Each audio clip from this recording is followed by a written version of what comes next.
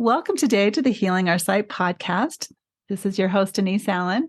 Today, I have a special guest, Melissa Daniels, and you're going to all think, well, you've had her on before, but this is a really special episode because Melissa and I had an awesome experience last week, didn't we, Melissa? Yes, it was amazing. We went to the COVD conference in Toronto, Canada, and just basically partied with all of the brilliant vision therapy people for a week, and it was the greatest. We did. And Melissa, as you probably know, if you've paid attention to what she does, doesn't do anything halfway. So when she says we partied with them, it's true. She let them do all of the stuff to her, didn't you? Oh, yes. I was definitely the model for the strabismus class. They just experimented. I felt like I was like under a microscope and everyone was watching, trying to figure out what my eyes were doing. And they would get excited when they did weird things because my eyes were doing all the weird stuff they read about in textbooks, but hadn't seen in real life. Yeah, it was perfect for them. They were probably so grateful that you showed up. Probably. I think they were, for sure. Yeah. And then Melissa encouraged me to volunteer in my class too. And I couldn't make myself do it. You know, I don't know. It's fun to volunteer, but sometimes you can get a lot out of it by just watching too. It's not all bad. Well, I felt like the people who volunteered needed the experience. Yes. So one of them even found out that it was someone who's a therapist or becoming a therapist, and found out she needed some vision therapy because of what happened in her little volunteer session. So that was good. I think, you know what, we should probably tell people. So at this conference, you've got a lot of different levels of experience. So you have, the optometrist who's been a specialized VTOD or, FCOVD, whatever you want to call them. They're basically very, very good at vision therapy. They've been doing it for 50 years. So you've got those people and they've written books and courses. And then you also have vision therapists who aren't optometrists. They haven't gone to school or anything. And they might be certified or not certified, but they're there to learn and to get better. And then you have some people that have just gotten introduced. Like maybe they've only been a vision therapist for 6 months. And so there's a huge range in knowledge and skill levels. So that's why we were able to even go to the classes, because we could be kind of like a vision therapist level. Right. Probably have as much exposure as some of those people because we have been in it for so long. Exactly. So, and we've both taken our kids through the whole process, right? Yes. So it wasn't something that was out of the realm of understanding at all. But if we went back later, we would understand it on a different, deeper level. Definitely. Yeah. And what was your favorite thing that you learned in those classes, Melissa? I think my biggest takeaway from especially the first 2 days where it was all about strabismus was that my optometrist was right all along.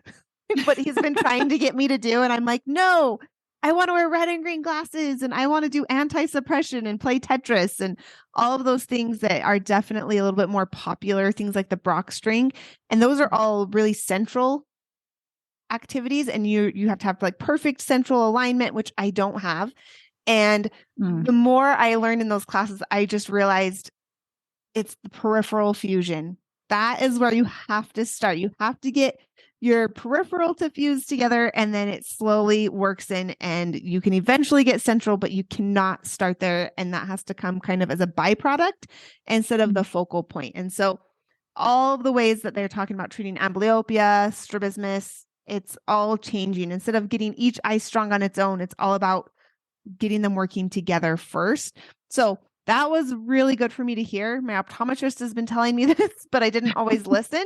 So to hear from someone else was like, okay, wow, everyone is saying this. There's probably some validity there. Exactly. That was an idea that was really central to the class that I did too, was getting the peripheral really good and getting everything integrated really well too, because it included all the body movement part that we do some of, but maybe not as much as we should. even, Right. maybe that body integration part is a bigger piece than any of us realize, and another component that we should be looking at. Right. It was interesting to like get it all at once. You read a book here and a book there and hear something from your therapist or your optometrist, but to hear it all condensed together in a course and get it from start to finish, it just really deepened my understanding. It's like, oh, this is why they do it this way. This makes sense. The whole integrating your brain and your body was really fascinating to me. I loved it. Yeah.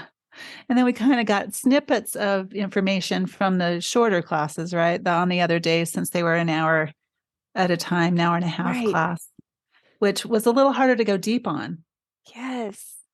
They still tried to go deep. It just went way over my head. So those ones were definitely more complicated. There were a couple that I was able to like follow, but I definitely was confused and just basically completely impressed watching the optometrist and vision therapist taking notes, asking questions. I'm like, I can't even believe they can follow what's going on. Like these people are really smart. And like, this is very sciencey. I didn't expect it to be like so like fact and data driven, and I just didn't realize like how much science there was behind something like Syntonics. Mm-hmm. Yeah, I enjoyed the Syntonics classes. Right. That doesn't mean I would know how to use them though. Right. But you had a big Syntonics experience. You should tell everyone about it. It was not in the class. It was in the exhibit hall, which is a totally different thing. So there were a couple of booths that we went to all the booths. They were all great. There were a couple of them though that were specific to Syntonics, and one of them, I think I caught her when everyone else was in class, right? Okay. So she had plenty of time to just concentrate on me, and I was happy to not go to a class where I would be lost, right? Mm-hmm. But she had me do a test on one of the other booths to figure out what my need was, and then she addressed it with Syntonics. And this was different than how Syntonics were done in my doctor's office back when he first started doing the Syntonics things, right after he trained. Because we only use the little visors that you put on your face that have the color in them. Mm-hmm. And this was actual light therapy. So she figured out which light colors I needed. She placed them on my points that were stressed out. So it was my left eye muscle in here that was really tight. So she did this color here and a different color here, and just kind of, it's like acupressure kind of a thing. And the muscles released. And then I felt so much better. I slept better. My eyes felt better for days after. And now I'm like, I need to contact her and get those little lights so that I can see if I can do that again. It was awesome. I've been doing that in office, actually. A similar, where they are taking it's like a little flashlight and they place it on your eyelid for those who aren't watching this. And there's different light colors. And so it's like going in, and I always notice that when they finish, my stereo is so much better. So it's like a different form of Syntonics, but it's really cool. It works.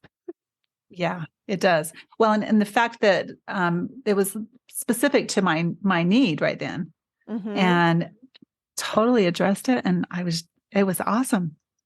I was just amazed. And then she did some other things too. And she sent me home with a visor to wear, told me to do that twice a day. Got to get that as part of my routine now. Yes. So one of the other exciting things for me was talking to doctors, and I'm a little self-conscious about my eyes after all of this, right? And telling them who I was and what I was about, and having them say, well, were you ESO or EXO? And I was like, you mean you can't tell? That's so great. That's the best news ever. Oh, yeah. I was asked this same question, like, what are you doing? I tell them I was a patient. And then I say, I'm strabismus patient. I'm a strab, as they would call me. And no one ever questioned me. They're like, yes, you are. I'm sorry. I felt like they were staring into my soul. And I'm like, yes, my eyes go up and down and sideways. And you never know what's going to happen with my eyeballs. So yeah, they definitely did not have that reaction to me, which is okay. I actually was fine with it. All sorts of people were coming and doing the cover test where they cover, your right eye and your left eye and break suppression and see what your eyes do. And they found it very exciting what my eyes would do because my eyes do all the things. They go all the directions and they're like, oh, and you have this and you have this. And it was pretty funny. Well, it was just an amazing experience all the way around for both of us in different ways, obviously, right? Yes. Your issues got to be addressed by a lot of different people. Right. I got tips from some of the greatest minds of vision therapy. Like I met my hero, David Cook, as you know, because I talked about him all the time. But he's an optometrist. He wrote The Shape of the Sky for those who aren't familiar with him. And he is just brilliant. He understands strabismus on such a different level than other optometrists that I've read or talked to. And he just gets it and knows how to explain how to see the world with both eyes and kind of make that adjustment. So I definitely wrote him an email before we went and said, I want to meet you. Will you sign my book? And he said yes. And so when I saw him, I just went running, and he's such a funny guy, always very eccentric, wearing fun hats and shirts. And so I just said, here it's you. And I just got so excited. And he said, oh, you must be Melissa. And so, yeah, I think I got to do a little mini vision therapy sessions with him 2 or 3 times throughout the weekend, and even, sat by him in a couple classes where he would answer my questions. And it was just so cool. Like he talked to my doctor, gave my doctor some ideas to do with me. So, I mean, just to be able to rub shoulders with these people was really neat. Yeah, that was the best. It was so fun to see you able to do that. I got to dance with him. He asked me to dance. Oh, everything, all of it. Yeah, it was fabulous. I'm not as outgoing as you. I know that is shocking. Everyone's going to be so shocked. So I had to push myself to go up to the people and say, hey, I have this book that you wrote. Can you sign it? And of course, they graciously did so. David Cook was not nearly as impressed. The book that I brought him wasn't The Shape of the Sky, though. It wasn't. No. He wrote this.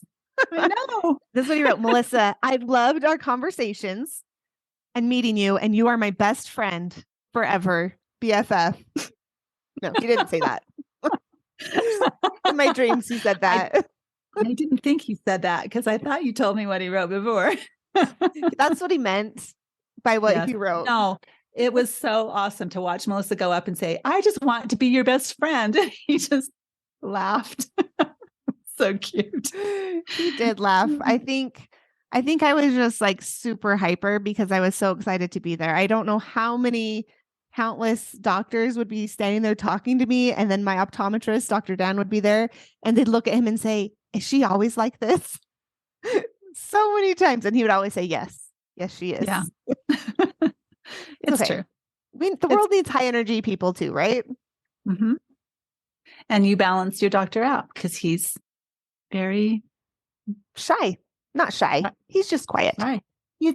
He's the opposite of what you are. Exactly. Yeah. Yes. Yeah. Which is totally fine. We talk about the exhibit hall and how much fun it was. What was your favorite booth? Well, I mean, the Syntonics booth was my favorite. Yes. Okay. Fair enough. I mean, nothing could even, well, actually, the one where they put all 3 together was pretty cool too, With the therapy bed what was that bed called that goes around in a circle and you've got the headphones and the lights? I don't remember what the booth was called, but it was super cool. And we probably should have looked that up before we started this. Yeah. So we had the aural, the music on our ears and cool headphones, and then the bed going around and the light shining on our eyes.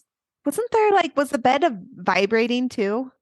I felt like mine had some movement, not like a massage table. I can't remember, but it was really calming. It was a sensory table. Was. Mm-hmm. Yeah. And so the idea was to integrate the vestibular, oral, and visual together in the Which therapy. was really fun. Mm-hmm. So obviously there must be some really good results from doing all of that integration. That's why they're putting that into the therapy. Yeah. Exactly. So cutting edge. Yeah, I loved all of it because in every booth, even if it was something that obviously I'm not going to go use right now because I'm pretty much done with my therapy, it was really cool to see how it's improved, because that's why you liked the headset thing, right? Oh, right. I mean, the HoloLens is just phenomenal. It was so cool. It's, if you don't know what it is, the Microsoft makes a headset. It's a HoloLens, and it basically puts, it's like, I think it's augmented reality. It's what it's called. So like you are in the room that you're in and you can see it. So it's different than virtual reality. And then it projects this like holographic image into space. And so you can like, see a Brock string in the room, but it's like a virtual Brock string. Anyways, they have a ton of different exercises. They go with the VTS4. If you've done in-office vision therapy, and they have like the VTS4 computer. It's the same exercises, but as a holograph in the real world. And it was like mind blowing for me. I definitely, like, at first I wasn't really getting it. And I called Dr. Dan over and I was like, hey, can you tell them what settings to do? And like, I don't know, can you make this work? And so he's like, okay, do this, do that, change it to this exercise. So he got it all set up. And then I started seeing it, the magic. And I was getting way more depth than I've ever gotten with any other activity. I could just feel my eyes, because my eyes point in. I could feel them relaxing out as I tried to look in the distance. And I was just really figuring out how to control the movements so much more quickly. Like I'm always trying to, okay, I'm pointing them in or out or up, down. Like I'm trying to be in tune with where my eyes are. And it's always so challenging. But with that headset, it was like the feedback was so immediate. I was able to get it so much better. And then after I took it off is when it really got cool.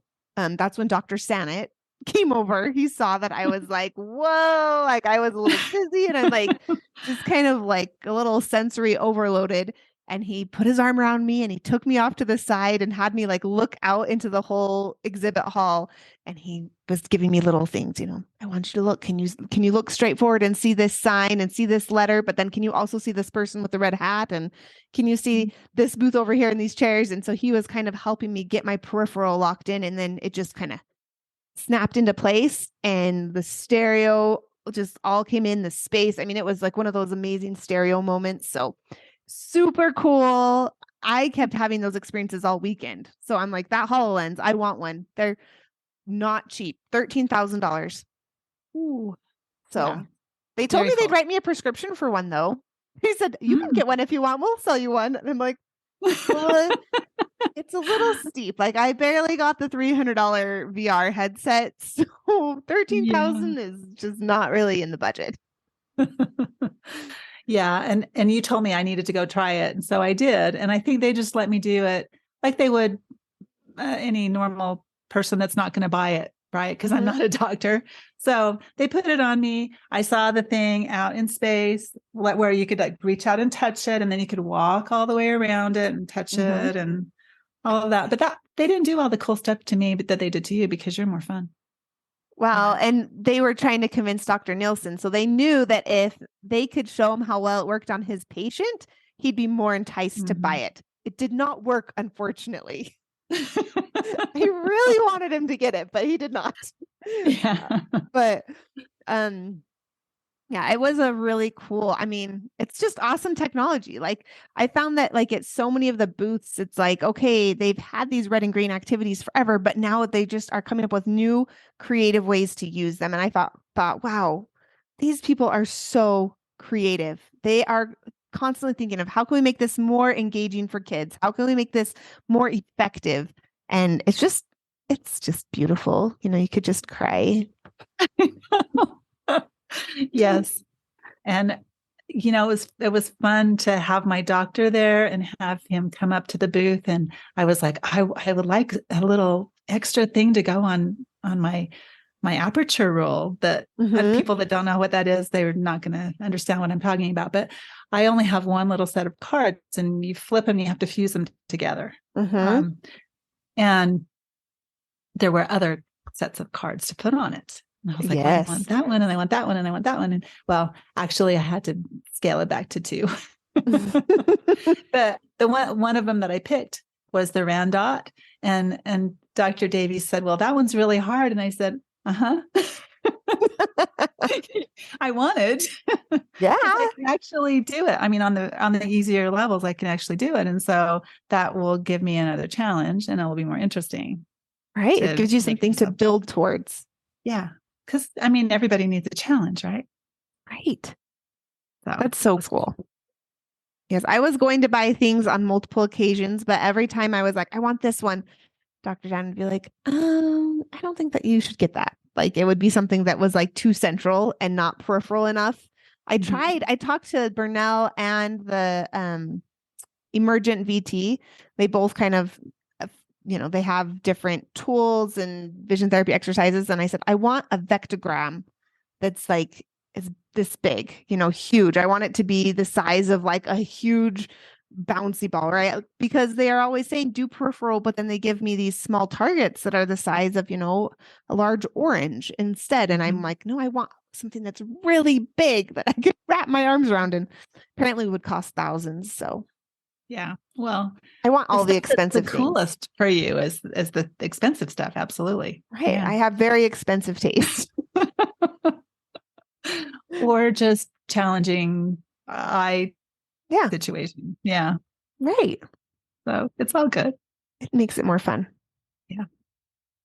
So were there certain people that you met that just you're never going to forget, that were just so fun? What was, with just like meeting people and getting to know people throughout the process? Yes. Well, and you shared your favorite person, right? Yes. So I might as well share mine. Yes. Actually, it was really cool because the 2-day class, part of the reason I decided to go to it was because it was Robert Sanet and Pilar Vergara, who I mentioned in one of my previous episodes, that I had read her book. And so I took the book with me, and I was determined I was going to, well, no, hers I didn't take with me. I wanted to take it with me. I tried to buy it, and I had it as an ebook. I went up to her after the class and I said, I tried really hard to buy your book as a physical copy so that I could bring it so you could sign it. And she's so sweet. And she said, oh, it's not available as a physical copy in the United States right now. And I was like, oh, dang it. And then we just talked a little bit and went our separate ways. And then later she came up to me and she said, come talk to me. I have something for you. And so, well, she didn't say I have something. She just said, come talk to me later. And so I went and talked to her, and she said, I brought one copy of that book with me, and I didn't know who I was going to give it to. And it's you. And she had already signed it to me. And then she gave it to me. And I was like, oh, I'm so happy. That was so cool. She was so much fun too. She was. Yes. I love it. Best. So have you read it again? No, but the good thing that actually happened out of that too is that I told her that I speak Spanish. My Spanish is not as good as it should be, but I've been working on it. And her other book is only available in Spanish. And it's in the 4th edition, and it hasn't ever been translated into English. And I said, well, I speak Spanish. I would love to read it. Right. And she brought me that book too, and gave me a copy that was signed of her book in Spanish. So here's the one, Crossed and Lazy Eyes, signed. So awesome. And this one is called Tanta Inteligencia, Tan Poco Rendimiento. And she told me that the reason that they hadn't translated it is there are some other books available in English that are similar. Oh. So I'm looking through it going, well, I like this really well, the way it's not organized and the way it explains things. So we may have to take a closer look at that issue. I was really surprised at how many of the different optometrists that I met that had written books. I didn't realize there were so many books out there that I haven't read yet. My Mhm. list of books to buy and read is very long. I think it'll take me a couple years to get through it, but I'm going to try. Me too. Yeah, I ordered several over the course of this week, actually. Started putting them in my shopping cart on Amazon while we were there, even. Oh, good for you. So, I just have lists in my notes app and I need to go and actually order. Try it. Too bad the libraries don't carry any vision therapy books. I know. Well, but we're so blessed because in other countries, they just don't have the books that we have. Even the standard books like Fixing My Gaze are not available in every different language. So Right. it's a problem that should be addressed, of course, Of course. among a bunch of other problems in the vision therapy world, right? Do you have any final words, Melissa, for this episode? What you want people to know about our experience and kind of where things are going, maybe for you and with all of this? I think I was just a lot of it was what I expected it to be. Exhibit hall. I knew I was going to be excited about all of that. I knew I was going to be excited to learn, but I was surprised at how much I loved getting to know the different vision therapists and optometrists that I met. They're just so genuine. I mean, the more you learn, like I kind of thought, oh, they're specialists, so they make more money and they're going to be more pompous. And that's not true. It's like they chose a harder career path. They probably aren't making as much because they can't bill insurance. I mean, there's just so many things, but they chose it anyway because it's meaningful to them. You were mentioning so many of them had eye problems and needed vision therapy, and that's what inspired them to go into this field. So I just love, like, they were just genuine, amazing people that were so fun to be around. And I thought, I want to be with these people all the time. So I'm already like figuring out like, okay, I am going to be a vision therapist after all. I'm going to figure out how to get a job at my office and maybe work one day a week or something, just because it's such a cool profession. And I just find it amazing. So that was something that was really exciting to me to be a part of. Yeah. I think that was one of my biggest takeaways also. Just how much of a difference it makes to actually show up, be in the space with all the people, connect with them on a very personal level. I mean, I got to meet Colleen Cushion, who I did a podcast with way at the beginning, but to meet her in person was just awesome, just and connecting with people who I'd tried to get through the blockade that a lot of offices have up for, people like me. Right. Because, they don't want to be not focused on their work. Right. And so because I was able to show up and talk to them and talk to the office manager, meet the person, there's going to be a lot of people that I'm going to be able to talk to on my podcast because we got to go and meet them, Being there in person was amazing. Just, yeah, it was so fun. Yeah. So thanks for inviting me or allowing me to go with you, I guess, because it was so cool that you got to receive that awesome award for making vision therapy visible. It was just great. It was really fun. I was very flattered and it was exciting to go. So thank you for coming with me so that I didn't have to be by myself. It was my pleasure. Really. It was amazing. Well, now we just have to figure out how to get in again next year. And we'll be all set. I appreciate all the work you're doing. You deserved that Making Vision Therapy Visible award. Thank you. Sure. Yeah, it was great. Thank you for listening to the Healing Our Sight podcast today. To order Melissa's course, Mastering Peripheral, go to learn.strabismussolutions.com and put in the code HEAL10 for 10% off that course. You're going to love it. Please join the Facebook group Healing Our Sight to make comments and suggestions. And stay tuned for the next podcast. We have some great things coming.